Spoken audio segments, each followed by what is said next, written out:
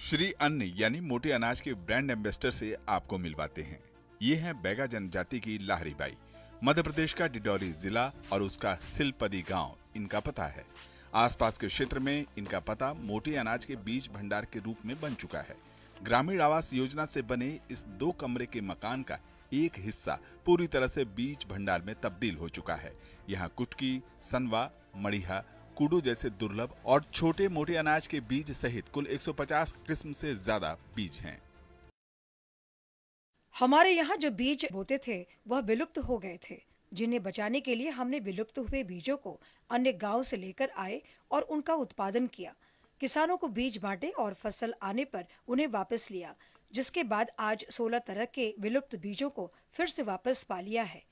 वैसे तो हमारे पास 30 किस्म है, लेकिन बाकी बहुतायत में है। लाहरी बाई ने इन सभी फसलों को अपने खेतों में उगाया और उसके बीज को संरक्षित किया। इनका ये सफर अब 1 दशक से ज्यादा का हो चुका है। इन्होंने अपने गांव के किसानों के अलावा तकरीबन 54 गांव के लोगों को मुफ्त में बीज उपलब्ध कराए। मोटे अनाज के संरक्षण और संवर्धन की दिशा में लाहरी बाई के योगदान को देखते हुए डिंडोरी के जिला अधिकारी विकास मिश्रा ने इनका नाम भारतीय कृषि अनुसंधान के जोधपुर केंद्र में स्कॉलरशिप के लिए भेज दिया है।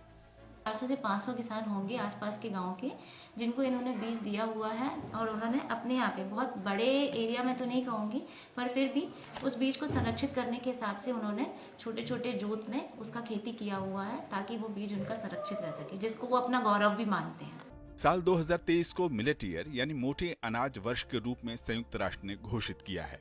अंतर्राष्ट्रीय स्तर पर मोटे अनाज को बढ़ावा देने के लिए प्रधानमंत्री मोदी का ये मिशन अब भारत के एक छोटे से गांव में रहने वाले लाहरी बाई से लेकर दुनिया के बड़े बड़े देशों में भी छा रहा है। मोटे अनाज कम सिंचाई में अच्छी उपज देने वाले होते हैं, साथ ही ये पोषण के लक्ष्य को भी पूरा करने, फसल चक्र को सुचारू बनाने और छोटे किसानों को आर्थिक रूप से सशक्त करने वाले भी हैं।